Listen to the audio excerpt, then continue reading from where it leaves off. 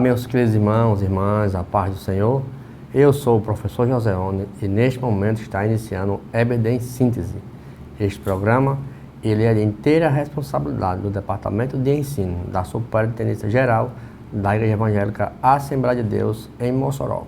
E você, meu querido aluno, professor, é nosso convidado para juntos participarmos de mais uma lição do nosso primeiro trimestre de 2025. Lição muito maravilhosa com o tema Em Defesa da Fé Cristã, combatendo as antigas heresias que se apresentam com nova aparência. Lição hoje de número 4, que tem como título Deus é Triuno. Olha que lição maravilhosa, que será ministrada essas aulas no dia 26 de janeiro de 2025. Esta lição ela vai trazer a base em um Deus unido em três pessoas, Pai, Filho e Espírito Santo, com a mesma essência, com a mesma característica. Esta lição, nós não vamos abordar toda a sequência da Trindade, mas vamos dar sequência à nossa lição de número 4, que é um tema maravilhoso. Essa questão de Trindade permeia por muito tempo, certo? E ninguém vai chegar a uma conclusão certa. Mas nós que somos cristãos, nós não negamos essa doutrina. Cremos no Pai, no Filho e no Espírito Santo. Nosso textual diz o seguinte: portanto, ide ensinai todas as nações, batizando-as em nome do Pai, do Filho e do Espírito Santo. Mateus capítulo 28, verso 19. Mais interessante que este versículo ele é frequentemente utilizado na teologia cristã para defender a doutrina trinitária, justamente contra as heresias que permeavam desde os séculos passados, desde o primeiro século, que negam justamente a distinção das pessoas divinas, como nós vamos ver na lição, o unicismo, né? Então a Trindade ela é um dos pilares essenciais da defesa da fé ortodoxa e a fórmula trinitária desse texto aqui, Mateus 28, certo? E é um testemunho claro desta doutrina nas Escrituras que nós vamos ver aqui. Verdade prática diz o seguinte: desde a eternidade, Deus Pai, Filho e Espírito Santo, e essa verdade está em toda a Bíblia. Então, desde a eternidade, Deus é Pai, Filho e Espírito Santo, e esta verdade está em toda a Bíblia. Então, a doutrina da Trindade, que afirma que Deus é eternamente Pai, Filho e Espírito Santo, é uma verdade revelada nas Escrituras e está presente de forma implícita e explícita em toda a Bíblia. Embora o termo Trindade não seja encontrado diretamente na Bíblia, o conceito de único Deus em três pessoas distintas é claramente apresentado, tanto no Antigo quanto no Novo Testamento. Sabemos que essa palavra Trindade foi iniciada por Tertuliano entre os anos 155 a 250 depois de Cristo. Da mesma forma, nós não utilizamos a palavra arrebatamento, né? Mas cremos nessa doutrina de arrebatar, que é rapazo, raptus, que é traduzido para o latim, que é rapazo. Então a gente crê também dessa forma. Então, embora essa palavra não esteja na Bíblia, mas como nós vamos ver claramente alguns textos de Gênesis 1 e 26, e queria destacar o livro de Isaías, capítulo 6, versículo 8, que diz o seguinte: depois ouvi a voz do Senhor dizendo, a quem enviarei e a quem há de ir por nós? Então aqui, mais uma vez, a gente vemos aqui o plural, certo? Nós, que indica a pluralidade dentro da unidade de Deus. Também em Isaías capítulo 48, verso 16, chegai-vos a mim e ouvi isto, desde o princípio, não falei em oculto, desde que ocorreu. Ali estava eu. E agora o Senhor Deus me enviou e o seu Espírito. Então, olha só, aqui vemos uma referência tanto ao Pai como ao Espírito, implicitamente o Filho. Então, isso deixa claro nas nossas aulas aqui sobre a Trindade, certo? Então, Lembrando que nossa leitura bíblica em classe se encontra em Mateus, capítulo número 3, versículos do 15 ao 17, também Mateus, capítulo 28, versículos 19 e 20, texto muito maravilhoso dessas duas passagens bíblicas. Então, Deus é triuno. Nosso primeiro tópico tem como a Bíblia apresenta a Santíssima Trindade. Aí temos 3 subtópicos: a Trindade e o monoteísmo judaico-cristão. O monoteísmo bíblico não contradiz a Trindade e evidências do Antigo Testamento. Tópico 2, as heresias contra a doutrina da Trindade. Vamos ter unicismo e vamos ter a verdade bíblica. E nosso tópico 3 temos unicismo, uma heresia antiga na atualidade. Temos aqui o problema, uma reflexão bíblica e a posição oficial das Assembleias de Deus, que é a CGADB. Nossos objetivos da lição é demonstrar, nosso primeiro tópico, demonstrar como a Bíblia apresenta a Trindade. Nosso tópico 2, indicar as principais heresias sobre a Trindade. E tópico 3, explicar os perigos do unicismo na atualidade.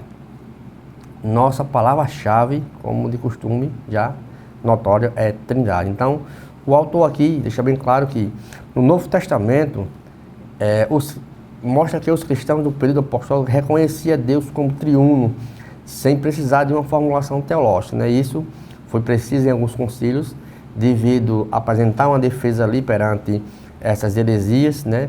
Diante de um deísmo, né? Que crê em uma unidade absoluta e não uma trindade, ou seja, Deus é uma só pessoa e não 3, assim como defende muitos órgãos, aí como nós chamamos de religião herética. Então, para esse texto em referência que foi citado aqui, a saudação do apóstolo Paulo, ele aponta ali para uma veracidade tipicamente da Trindade, né? Exatamente por distinguir as pessoas da divindade. O apóstolo Paulo, ele faz ali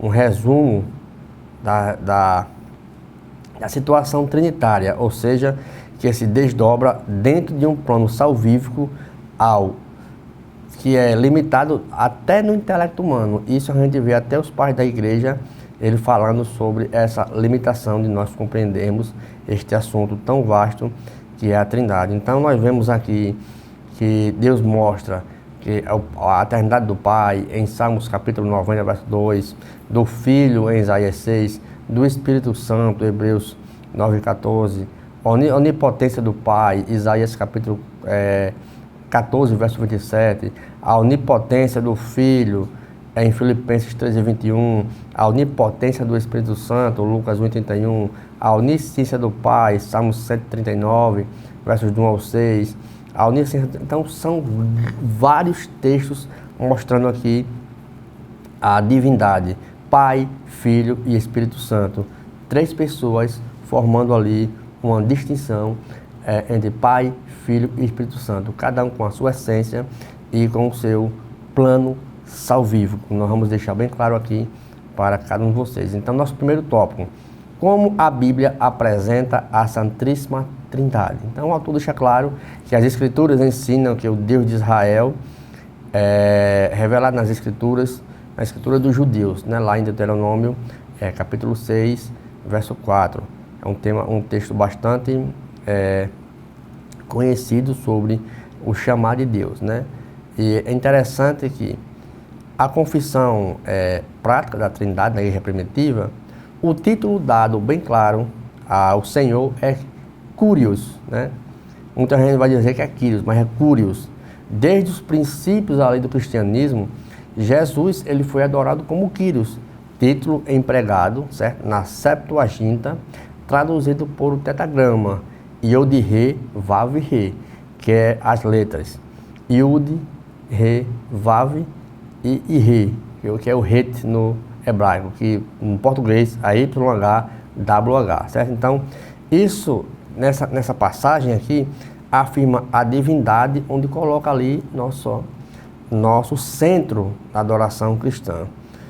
Oscar Cullmann, em seu comentário do Novo Testamento, ele argumenta que a aplicação do Curios a Jesus constitui uma das mais antigas expressões de fé na divindade cristã.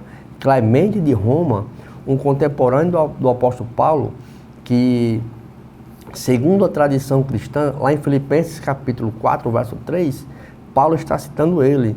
Ele, em sua epístola aos Coríntios, ele exalta Jesus como soberano e ele é identificado como Javé, que esse tetragrama, Yod-Heh, Vav-Heh, é traduzido para o português como Javé ou Jeová. Então, essas fórmulas que é dado a Pai, Filho e Espírito Santo, está até na forma batismal, como o Senhor diz.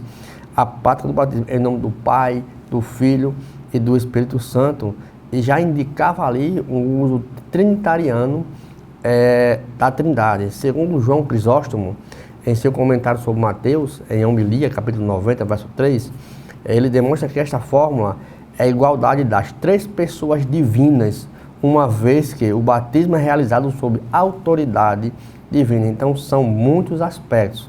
Mostra ali a unidade divina. Ouve Israel, o Senhor é o nosso único Deus. Então, vai mostrar aqui a diversidade na divindade. Pai é chamado de Deus, lá em Filipenses 2:11. O Filho é chamado de Deus, lá em João 1:1, Colossenses 2:9 e Hebreus 1:8. E o Espírito Santo é chamado de Deus, lá em Atos capítulo 5, versículos 3 e 4, e 1 Coríntios capítulo 3, verso 16. Então, a Bíblia mostra essa explanação teológica claramente, que o mais interessante é que quando diz o texto de Deuteronômio capítulo 6, versículo 4, o Senhor é nosso único Deus. O significado da palavra é Errad. Na nossa linguagem a gente chama Echad, certo? Mas a palavra hebraica é Errad, que é traduzido como único ou um. Desempenha nessa função aqui um papel crucial neste versículo. O termo não se refere necessariamente a uma unidade absoluta e indivisível, mas frequentemente ele expressa uma unidade composta. Por exemplo, em Gênesis capítulo 2, capítulo 24, esse mesmo termo é usado para Errad, para descrever o casamento. E serão dois, uma só carne. Como é que pode? Eu tenho duas unidades fazendo uma unidade composta, com duas pessoas. Então, mostra o mesmo título. Lá em Números capítulo 13, verso 23, a palavra descreve também do mesmo modo um cacho de uva, que é composto por várias frutas. Um cacho, certo? Composto por várias frutas, mas é considerado como um todo. Então, mostra que a palavra Pai, Filho e Espírito Santo, desde o Antigo Testamento, como no Novo Testamento, mostra esta unidade entre as três pessoas da Trindade. E o mais interessante, lá em Gênesis 1:26, façamos o homem à nossa imagem, conforme a nossa semelhança. Então, mostra a pluralidade aqui, certo? Na forma plural, que é consistente com a ideia de uma unidade composta. Façamos.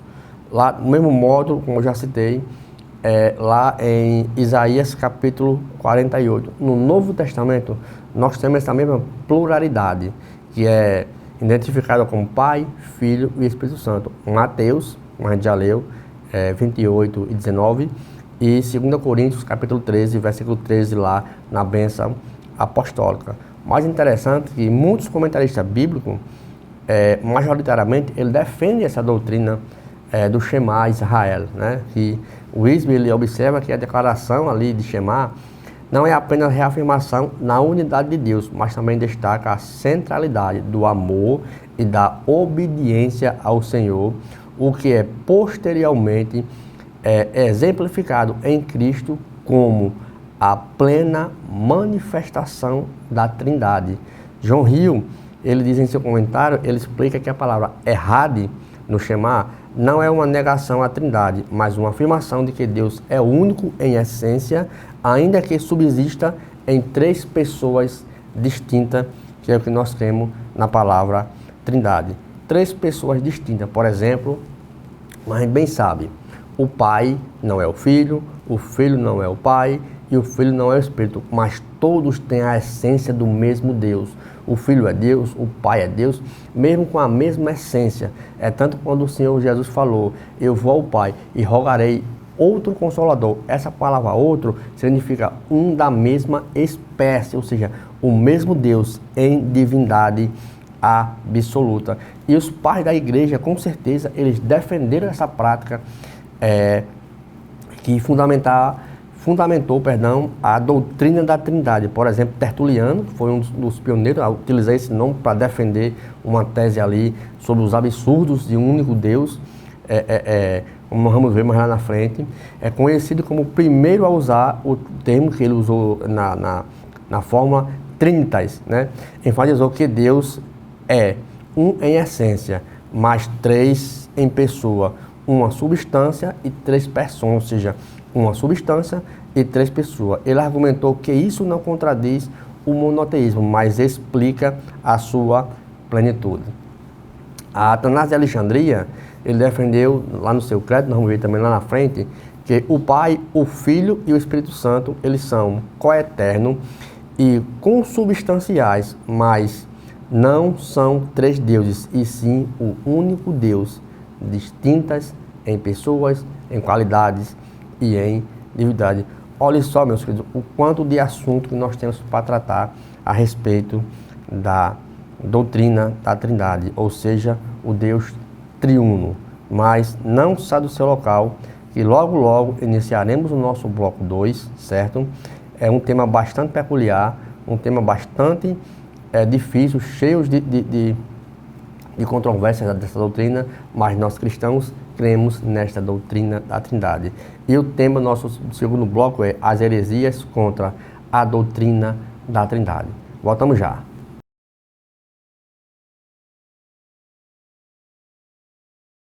Olá, meus queridos, estamos de volta agora para o nosso bloco 2.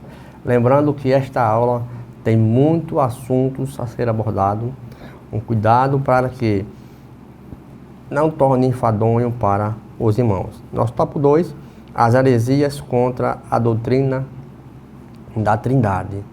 Nosso subtópico 1 diz, são duas as principais heresias contra a doutrina da Trindade. Mas antes de iniciarmos, queria, meu querido, que você nos acompanhasse pelas nossas mídias sociais, pelo nosso canal do YouTube, EBD em Síntese, pela nossa Rádio Libertadora 96.3 e pelos canais da TCM 23.3. Então, as duas heresias principais são o unicismo e o unitarismo. Ambas são contrárias à Bíblia. Então, unitarismo, ou unitarianismo, como a gente possa chamar, é uma corrente de pensamento teológico que afirma a unidade absoluta de Deus, rejeitando a Trindade. O unicismo, isso eu vou explicar mais lá na frente, certo? O unicismo é classificado também como sebelianismo ou modalismo. É uma doutrina que afirma que Deus manifestou-se em três formas, modos ou máscaras, como ele chama. Dessa história todinha, certo? Esta heresia, ela vem desde o século 200 ali depois de Cristo, e o seu principal representante é Sabélio. Alguns comentaristas vão citar outros, mas vamos ficar com Sabélio, certo?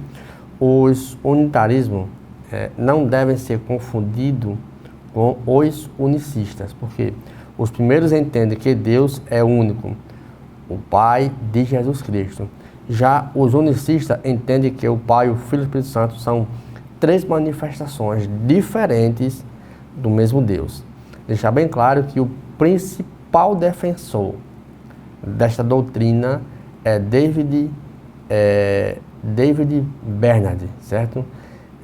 Talvez um dos mais influentes teólogos contemporâneos do unicismo, ligado à Igreja Pentecostal Unida, certo? Que ele argumenta que a Trindade é uma invenção pós-bíblica, foi por Tertuliano, certo? E que o monoteísmo bíblico aponta para um Deus invisível que se revelou em Jesus Cristo, certo? Ele analisa as passagens lá de João 14:9, quem vê o Pai, quem vê a mim vê o Pai, é como evidência de que Jesus é uma manifestação de Deus, certo?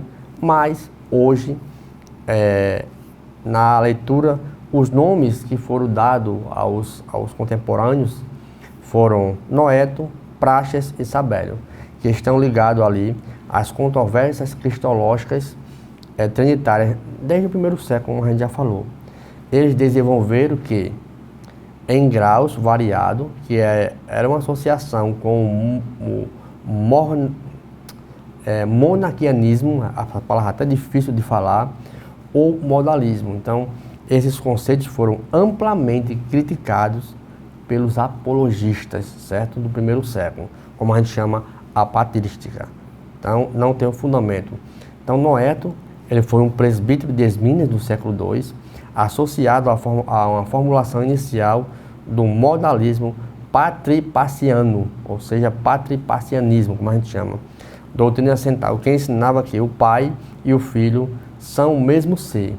Em sua visão, Deus é um só, e a distinção entre pessoas da Trindade são meras aparências das manifestações. Isso era a ideia de Noeto, certo? E é interessante que ele chegou a afirmar que o próprio Pai sofreu na cruz. Então, daí o termo patripacianismo, que é Pai sofredor. Então, a gente vê o quanto os homens se opuseram à doutrina da Trindade, mas também homens que criticaram essas doutrinas, que foi Hipólito de Roma. Ele refutou Noeto, né? Em seu tratado Contra Noeto, é um livro próprio que ele usa, o Papa Patrística, argumenta que a confusão entre as pessoas da Trindade compromete a integridade da doutrina cristã. Hipólito ele ressaltou que, embora o Pai e o Filho compartilhem a mesma essência divina, eles são pessoas distintas, com funções específicas na economia da salvação. Olha só que interessante. Práxeas também foi um defensor da doutrina, ele também foi do segundo ao terceiro século, que ali da Ásia Menor, provavelmente, né? E ele foi posteriormente ali, foi ali a Roma, depois para Cartago, segundo ao historiador. Então, ele defendia o quê? Ele defendia o patripacianismo, né, que é pai sofredor, negando as distinções reais entre o Pai e o Filho. Ele rejeitava qualquer ideia de pluralidade, certo? A pluralidade em Deus, ele negava, certo? E acreditava que Deus se manifestava de três modos diferentes, como Pai como Criador, Filho como Redentor e o Espírito Santo como Santificador. Então, Práxeas, ele influenciou muitas igrejas, mas suas ideias enfrentaram oposições significativas. Tertuliano, ele escreveu justamente que Práxeas fez um duplo serviço para o diabo em Roma. Olha só o que Tertuliano usou. Ele desviou da profecia para longe e a trouxe em heresia. Ele pôs o voo do Paracleto e crucificou o Pai. Veja o tanto que Tertuliano criticou. Ele também fez uma carta contra Práxeas, escreveu Adversus Práxea, que é contra Práxeas, onde ele acusa Práxeas de introduzir heresia e expulsar o Espírito. Então, nesse tratado, Tertuliano desenvolveu uma teologia trinitária, utilizando pela primeira vez, como já falei, o termo Trinitas, e precisou ali de um nome para defender a sua ideia. Então, ele disse que a distinção entre as pessoas da Trindade, certo? É uma em três, é Pai, Filho e Espírito Santo com pessoas distintas. Ele defendeu a unidade e a substância divina do monoteísmo verdadeiro e que o Filho sofreu na cruz, não o Pai. Sabélio, como dá origem ao unicismo, foi um teólogo também do século II para o século III. Ele operou principalmente em Roma, certo? Onde ganhou seguidores, mas foi excomungado pelo Papa Calixto I devido às suas ideias heréticas, né? Ele dizia que Deus é uma única substância, mas se manifesta em três modos, ou três personas, ou três pessoas diferentes. Dá para entender assim, três deuses, né? Do mesmo jeito, como o Pai na criação, como o Filho na redenção e o Espírito na santificação. Ele dizia que não há distinções eternas entre as pessoas, mas isso nós vemos claramente nas Escrituras que há uma distinção. O Pai tem sua função, o Filho tem sua função e o Espírito ele tem sua função, né? Então, Hipólito de Roma combateu Sabélio, acusando de destruir a verdadeira distinção entre Pai, Filho e Espírito Santo. Dionísio de Alexandria, ele rejeitou o modalismo, o sabelianismo, defendendo a coeternidade e a substancialidade das pessoas da doutrina. Então, o modalismo, como a gente chama, o modalismo, o unicismo, foi condenado como heresia nos sínodos regionais e nos desenvolvimentos doutrinários posteriores, que culminou ali, terminando ali no Concílio de Nicéia, onde Sabélio ele foi excomungado pelo Papa Calixto, como já falei, e a heresia condenada pelo Sínodo de Roma em 62.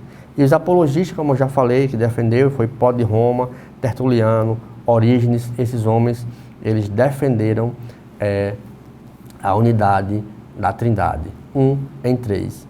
E unitarismo, o unicismo, tem uns aspectos diferentes. Por exemplo, natureza de Deus. Para o unicismo, Deus é um, se manifesta de três modos. Para o unitarismo, Deus é um, apenas um, somente o Pai, mais ninguém. A divindade de Jesus para o unicismo, Jesus é Deus, uma manifestação do Pai, para o unicismo. Para o unitarismo, Jesus não é Deus, mas um mestre ou um profeta. A visão do Espírito para o unicismo. O Espírito Santo é outro modo, ou seja, outro modo de Deus. Para o unitarismo, o Espírito Santo é uma força ativa ou um poder divino. Então vejamos que quantos pais da igreja eles defenderam a prática da doutrina. Então a principal falha do unicismo é sua abordagem reducionista e isolacionista das Escrituras, ignorando ali totalmente o contexto da revelação bíblica, que é utilizar as passagens isoladamente. Por exemplo, passagens isoladas como costumam basear suas crenças em Atos capítulo 2, verso 38, Atos 19, versículo 5, ignorando o amplo testemunho bíblico sobre a Trindade. E já a Bíblia, ela é clara em seu testemunho. A Bíblia é clara ao apresentar Deus como um em essência, mas subsistente em três pessoas distintas, eternamente relacionadas entre si, Pai, Filho e Espírito Santo. No batismo de Jesus, lá em Mateus capítulo 3, o Pai fala dos céus, o Filho é batizado e o Espírito Santo desce como pomba. Vemos três pessoas distintas em uma divindade só. Na intercessão de Jesus, o Filho ora ao Pai, é evidenciada uma relação ali pessoal e distinta. Quando Jesus diz, Pai, vou orar a Ti. Então, isso lá em João capítulo 17. Então, isso mostra totalmente as pessoas distintas. O Pai com a função e o Filho com sua função. Nos ensinamentos de Jesus, lá em João capítulo 14, verso 16 e 17, Jesus promete enviar outro Consolador. E o mais interessante, que esta palavra outro, que eu quero destacar aqui também lá em João, a palavra alo, né, mostra também uma unidade da pessoa do Senhor Jesus Cristo, quando ele diz, eu rogarei ao Pai, e ele vos dará outro Consolador para que fique convosco para sempre. Então Jesus, o Filho, ele vai rogar ao Pai para enviar o Espírito Santo, que é o Consolador. O uso outro aqui é alon, no grego, que reforça que o Espírito Santo é uma pessoa distinta e não uma manifestação do Filho ou do Pai. Ou seja, ele é o próprio Deus para ficar conosco. Quando Jesus nasce, ele disse que seria Deus conosco, estaria sempre para nós, sempre conosco, né? E um texto também que eu quero destacar é João capítulo 10, versículo 30, quando ali Jesus usa, eu e o Pai somos um. Veja que esse somos está no plural, né? Indica a unidade em essência, mas a distinção entre pessoas. Os dois são em um propósito e natureza, mas não é uma única pessoa. Eu e o Pai, olha só, eu e o Pai somos um, são Deus, certo? Então ele mostra essa pluralidade em pessoas distintas. Olha só, meus queridos, ainda tinha muito assunto aqui para ser falado sobre este tema do unicismo, sobre a prática das duas práticas heréticas, unicismo e unitarismo. Meus queridos, voltamos já agora para o nosso final, o bloco 3, com o tema unicismo, uma heresia antiga na atualidade. Voltamos já.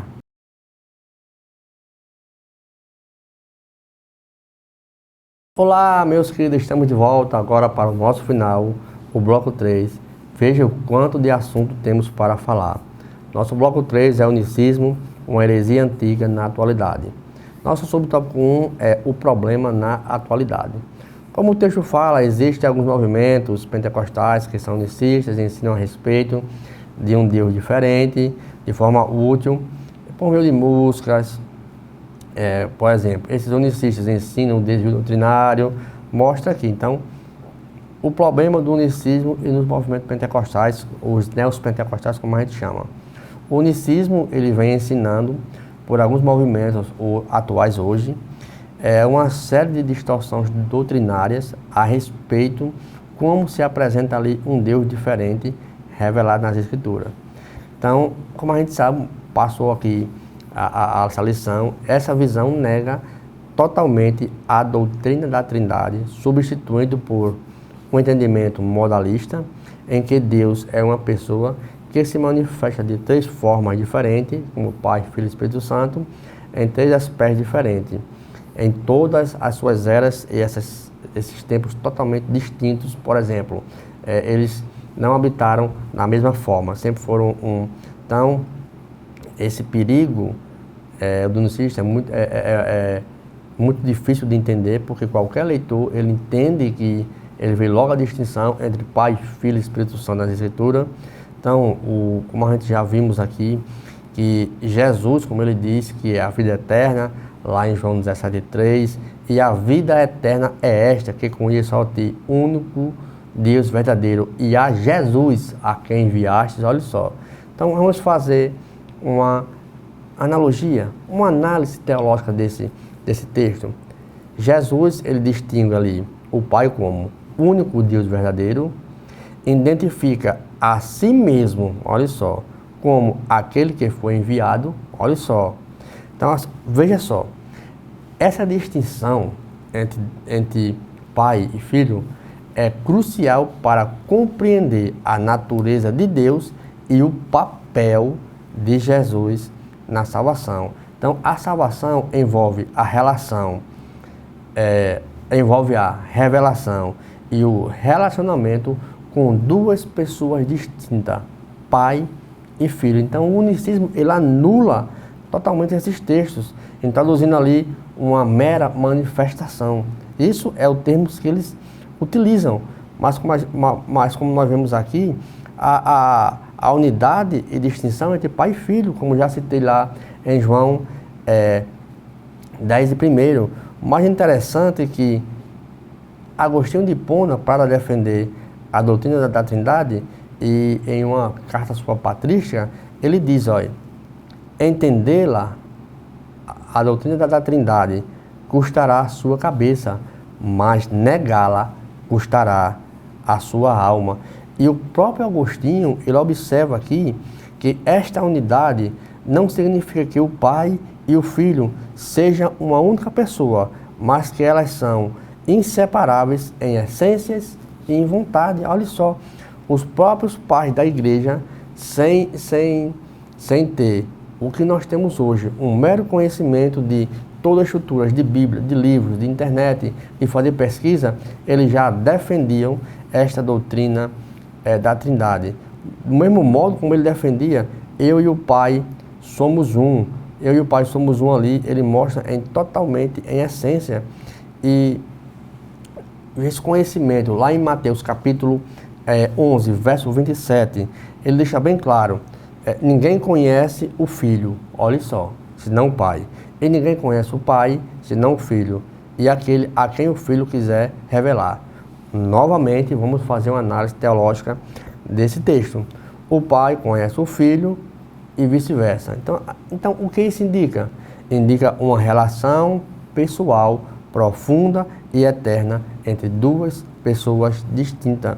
Ninguém conhece o pai senão o filho, e ninguém conhece o filho senão o pai ou a quem ele quiser revelar. Então, a revelação do pai é feita pelo filho e que reforça que somente por meio de Cristo podemos conhecer quem? A Deus. Olha só como é interessante esses textos, a gente fazendo esta análise. John Stott, ele destaca aqui que esta passagem que eu acabei de citar aqui agora, de Mateus, refuta o modalismo ao mostrar que o pai, o filho, tem uma relação eterna e recíproca que não pode ser reduzir a meras manifestações. Como é que pode? O filho manifesta para conhecer o filho e o filho se manifesta para conhecer o pai?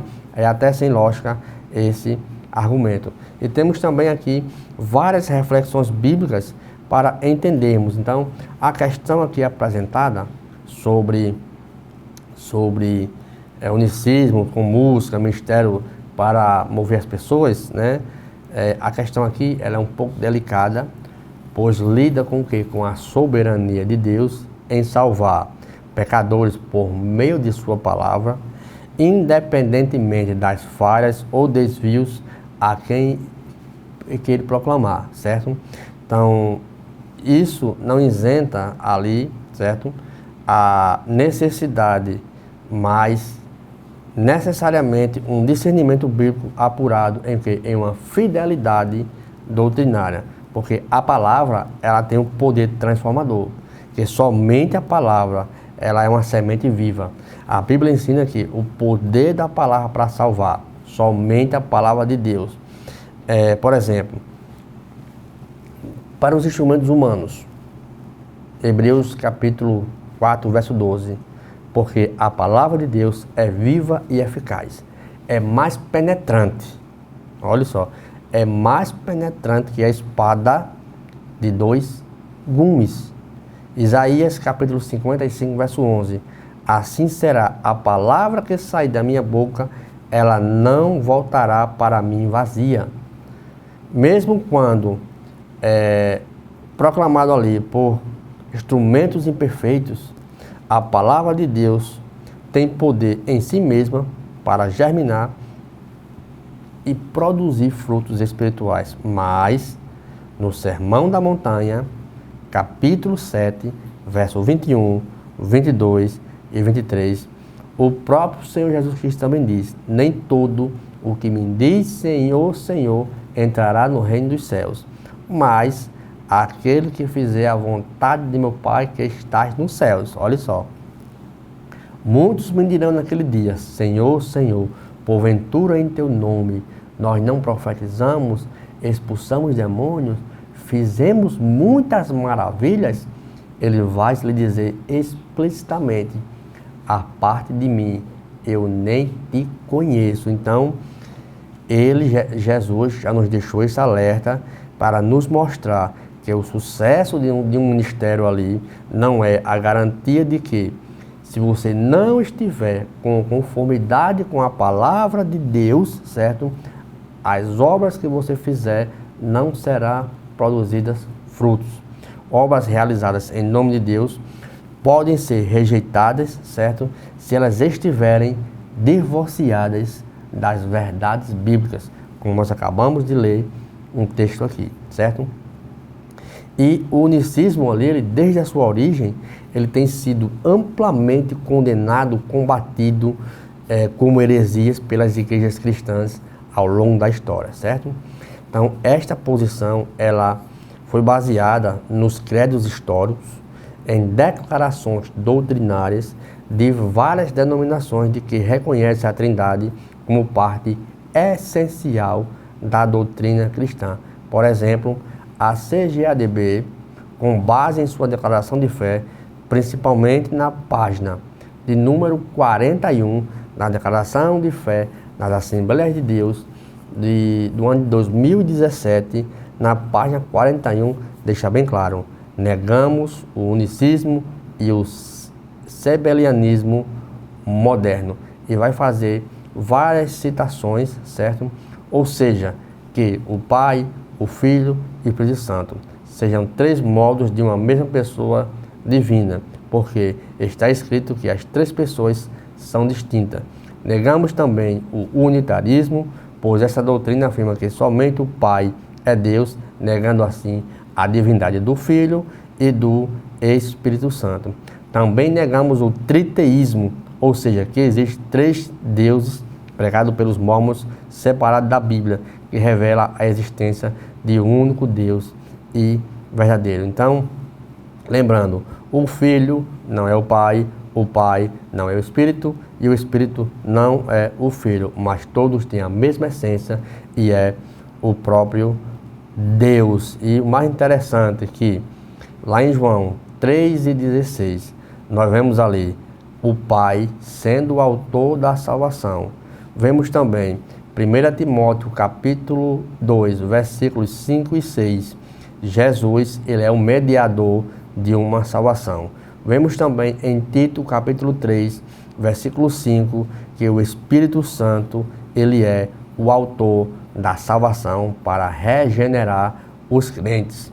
A ação na graça, certo? O Pai, em Efésios capítulo 1, versículo 3, ele se origina, certo? E concede aquilo que nós não merecemos. A graça de Deus em Jesus, Tito 2,11, se manifestou trazendo salvação ou justificativa a todos os homens. A ação na graça no Espírito Santo. João 6,13. O Espírito nos capacita a viver de graça, ensinando e moldando-nos a imagem de Cristo. Então são vários textos confirmando ali a essência do Pai, do Filho e do Espírito Santo. Todos eles são pessoas distintas, ou seja, em uma manifestação do próprio Deus, Pai, Filho e Espírito Santo. Então, meus queridos, obrigado. Olhe só o quanto essa lição ela nos traz assuntos para compreendermos o quanto a Bíblia ela é maravilhosa. Lembrando que nós, como está escrito aqui na nossa declaração de fé, que nós negamos tudo isso, mas acreditamos que a doutrina é um Deus de essências distintas, Pai, Filho e Espírito Santo. Como a gente bem usa, vai deixar bem claro, são três pessoas distintas. Então, meus queridos, lembrando de nos acompanhar pelas mídias sociais, pelo nosso canal do YouTube, EBD em Síntese, pela nossa Rádio Libertadora 96.3 e pelos canais da TCM 23.3. Lembrando, esta aula e nenhuma outra substitui a aula presencial aos domingos. Fique com Deus, muito obrigado e a paz do Senhor.